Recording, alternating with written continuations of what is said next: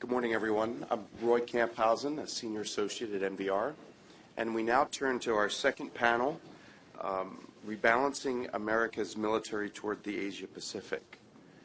This panel convenes at a particularly important time in the life of Asian regional security affairs.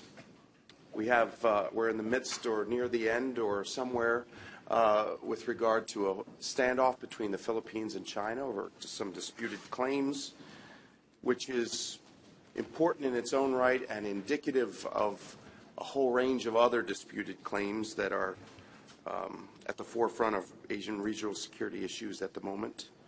North Korea launched a satellite or something a few days ago, much to the dismay and opposition of the international community. China's military modernization continues apace, funded by ever-growing defense budget. American Marines have begun arriving at a new base training facility in Australia. And there are many other issues, including basing issues in Japan, how the region responds in a collective way to natural disasters, and many others. Through it all, in fact, in the period since the end of the Second World War, U.S. military forces positioned in the Asia-Pacific, largely under the auspices of U.S. Pacific Command, although there have been others through the years. And we're very pleased that Colonel Jeff White, who manages outreach for Pacific Command, is with us today. U.S. forces have played, the United States believe, in an enormously stabilizing role that has created the conditions, some of the conditions, that have helped the region to flourish to such a great degree economically and otherwise. Now the Obama administration has made it a priority to rebalance its American military posture, with placing a great emphasis on the Asia-Pacific. This, of course, this initiative raises important issues about strategy, force posture, alliance management, resourcing, relations within our own Congress, and many other issues. And so, to address these challenges, we've assembled today a distinguished panel of policy practitioners, experts, specialists, to address these issues, each in turn. Their contributions to the pursuit of a more just Asia-Pacific and to the successful accomplishment of American interests, national security interests. Their accomplishments are many. Please read about them in your program. Let me just briefly announce their positions and the order in which they will speak, and then we will launch right into it. First, on my far left is Tom Mahnken, who holds the Levy Chair of Economic Geography and National Security at the U.S. Naval War College.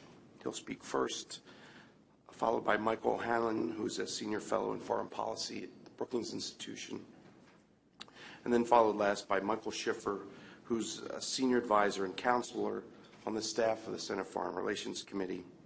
And as noted in your program and consistent with the first panel, Michael Schiffer's comments are both off the record, and he's speaking in his personal capacity in his remarks and then in response to any questions. We've asked each presenter to take about 5 to 10 minutes to talk about the specific questions we've asked them to address, and that will leave, we hope, the balance of our time to a good question and answer session with all of you. With that, and with no further ado, Tom, over to you. Great. Thanks very much.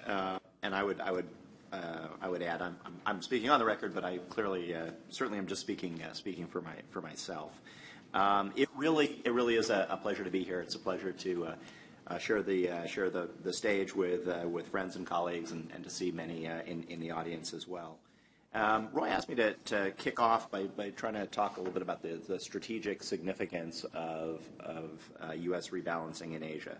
And I'm going to start with what may sound like a rather strange or controversial statement, but it's one that I will qualify. My opening statement is that in some ways there's really less here than meets the eye, but that's actually good. Well, what do I mean by that? I think, particularly for our allies and friends in Asia, there has been a tendency, certainly in conversations that I've had, to see the Obama administration's Pacific pivot and the Defense Strategic Guidelines emphasis on Asia as a real inflection, a real change in U.S. strategy. My argument is that despite the public attention that it's received in recent months, in fact, what we see now unfolding is building on a decade plus of recognition of the growing strategic weight of Asia and actions that have actually been underway for some period of time. In other words, there is much more continuity here than may meet the eye. If one goes back to the 2001 Quadrennial Defense Review, for example, you will see a great emphasis on the growing strategic importance of Asia and the need to adjust U.S. force posture and U.S. force structure to accommodate that. And indeed, a number of the force structure changes that we've seen since then have been driven by that recognition. And certainly, force posture changes that we've seen similarly have date back to decisions and actions that go back to the mid 2000s. And in fact, there is a lot that's already underway. The very fact that we're talking, and we have been talking seemingly interminably about U.S. bases in the region, goes back to decisions taken years ago. The decision to rotationally deploy Marines out of Australia was, in fact, building on an initiative launched by Prime Minister Howard and President Bush. And it is already the case that a majority of the U.S. submarine force is based in Asia. So to those in Asia that are concerned by what's posed as a dramatic shift, I would say there's less reason to be concerned. There's more perhaps more continuity here than might appear. What is different, or may be different, is strategic attention. Strategic attention to Asia on the part of senior U.S. leaders, and I would argue that if that does continue, then that in fact may be the most consequential result of this rebalancing, because Asia has not received the level of strategic attention that I would argue, I think others would argue, it has needed in past years, and hopefully we're now actually seeing that. But there's need for follow through, and there's need for follow through in terms of attention of senior leaders, in terms of diplomacy, but also in terms of resources. And here again, there are some good signs. But I think there also are some areas for concern. I think what we've seen in recent years is growing risk to U.S. allies, U.S. bases, and U.S. forces in Asia. Greater operational risk. What we need to do, I think, is readjust our forces, both our force structure and our force posture, to deal with that operational risk, but not at the expense of jeopardizing our long-term interests in Asia, our alliances, what I would call strategic risk. So we need to deal with the operational risk, but not at the risk of driving up our strategic risk. Some, would have the United States pull back from Asia. I think that is a recipe to undermine our long-term interests, undermine our alliances, and drive up that strategic risk. So what we're needing, and the status quo, I would argue, is equally problematic, in that continuation of our current force structure and posture is likely to create a growing gap between our commitments and our capabilities to meet them. So we need to figure out a better way to not just rebalance our forces, but rebalance the way we deal with risk in Asia. Again, I think there are some good signs. initiatives in basing in Australia and Singapore, elsewhere. But again, I have concerns. One concern is the ability to actually fund the capabilities that are needed to protect U.S. interests in Asia. And specifically, kind of two subsets of that. One, I think if you look certainly at our naval posture. I mean, the United States today has the smallest Navy that it's had since before we entered World War I. Put another way, we have the smallest Navy that we've had in the period that the United States has been a global power. Maybe it's parochial of me, but that is something that worries me, particularly when Asia is concerned. Moreover, many of the naval capabilities that we're investing in seem optimized to presence and sort of low-end missions, but not to credible warfighting. And at least in my view, credible warfighting not only is useful in time of war, but also serves as the foundation for reassuring allies and deterring competitors. So naval capabilities are a particular concern. Second, a whole series of capabilities needed to deal with high-end contingencies and to bolster deterrence. Again, as an exercise, you can go back to the 2001 QDR, the 2006 QDR, and 2010 QDR, and look at the capabilities that both the Bush and the Obama administrations have identified as being key to meeting high-end contingencies, including in Asia, and look at where those programs stand in the line for resources. I think, by and large, those programs have taken the backseat to other capabilities. And have done so for a number of years. That is something that I think needs to be rectified.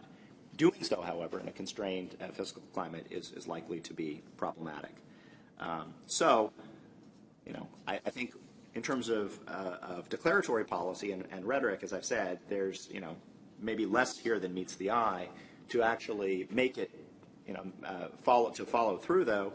We're going to need some difficult decisions about force structure and force posture, and the current budgetary climate is going to make those choices even more difficult to make. Thanks. Thank you, Tom. Mike, over to you. Thanks, Roy. Pleasure to be here.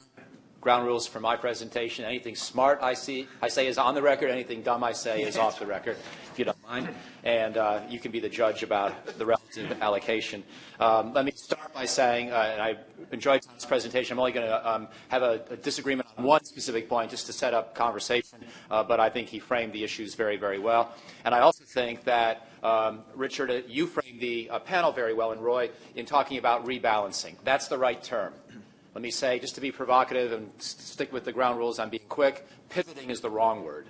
And I'm glad that the Bureau of Asian Research is contributing to the clarification of this. I believe the Obama strategy and budget reviews that were among Michael's greatest accomplishments towards the end of his tenure at the Pentagon moved us in the right direction. But some of the 2011 dialogue moved us in the wrong direction. And in fact, as Tom said, we had never left Asia in the first place. We had maybe lost a little bit of our focus. So we didn't want to overestimate the shift. But more importantly, we did not want to either leave Middle Eastern and European friends behind or get too much in China's face. There's a balancing act in rhetoric, not just in terms of force posture and allocation of resources.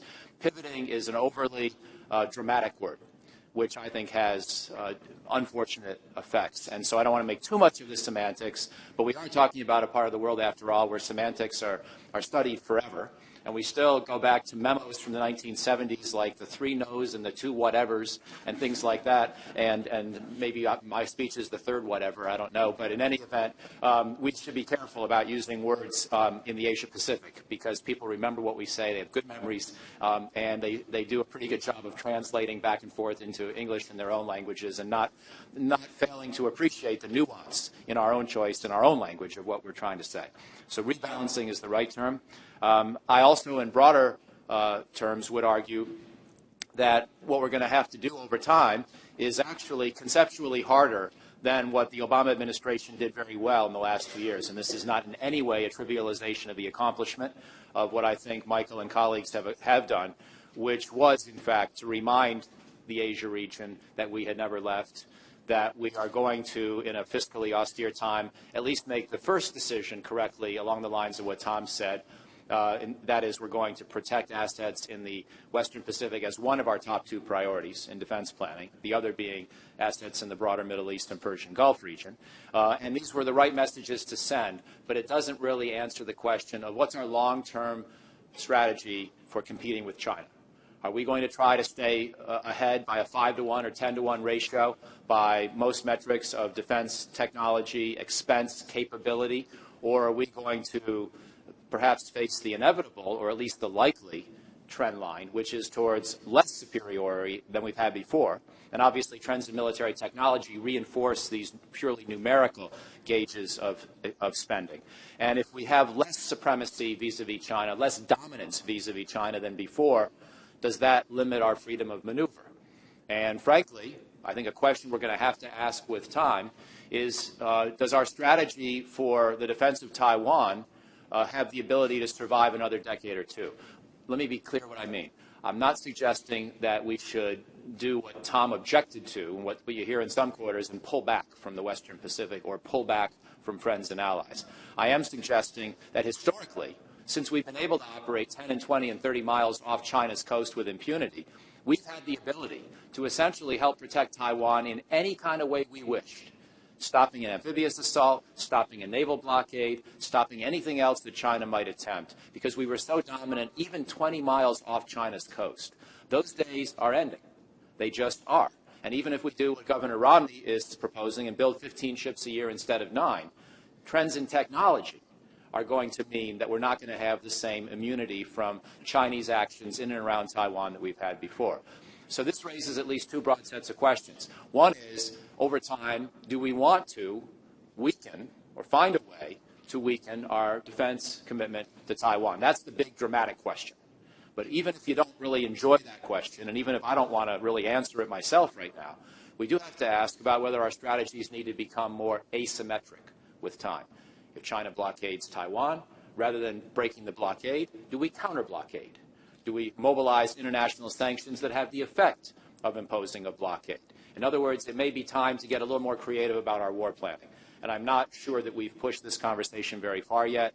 I think, again, the Pentagon did what it had to do the last 2 years and rebalance and reiterate our commitment. But I think there are actually harder questions in defense planning that we're going to have to turn to now in this next phase of debate.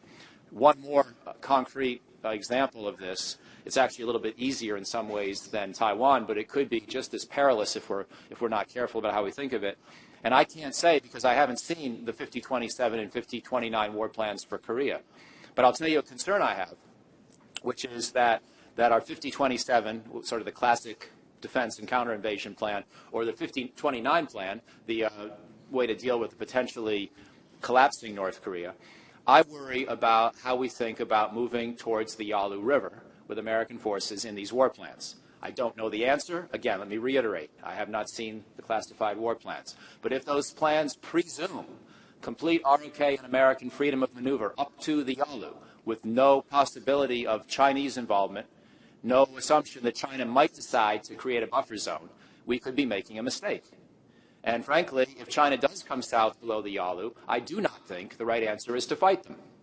I think the right answer is to figure out a buffer zone in which we tolerate, without welcoming necessarily, tolerate their presence and worry about essentially using international diplomatic pressure to push them off the peninsula after the war. I think China would potentially use the pretext of a war in Korea to create a buffer zone to then trade against the American presence so that after the war, both countries are pressured to leave simultaneously. And that, in China's mind, could be a nice way to push America off the East Asian littoral. And we would worry about that, and therefore we might be tempted to try to oppose them forcefully if they try to come south. I think that's the wrong strategy. It may not be our strategy, but I worry that it could be, and I think it would be the wrong strategy. I think the right strategy, again, let them come 50 miles south And then after the war, let Seoul decide who stays. And China's going to have a very hard time staying in the northern 50 or 100 kilometers of the former North Korea after this scenario that I'm spelling out, if Seoul demands that they leave. And at that point, if the Chinese try to stay even longer, it's going to make it even easier for Seoul to say, we want the Americans, because at least they recognize our sovereignty. They don't do things we don't want them to do. You invited yourselves in, and now you're staying beyond your welcome, beyond your non-welcome, which you never had in the first place. So I think we can actually feel more confident about the post-war diplomacy of this sort of a scenario than our natural instincts as the dominant power in Asia may otherwise lead us to do. Again, I say this to reiterate one last time, with no knowledge of what the war plan actually says, but I know American strategic culture, and I worry about what our instincts would be, and I think we're going to have to start questioning some of those. So, again, you can see this is in the spirit of some provocations. I'm not really trying to argue against anything that's been done. I think it's been done masterfully. I commend Michael and his colleagues. I actually think there's been a fair amount of bipartisan continuity here as well, and I have no big issues with what we've done so far. I think some of the harder questions, however, arise about what to do next.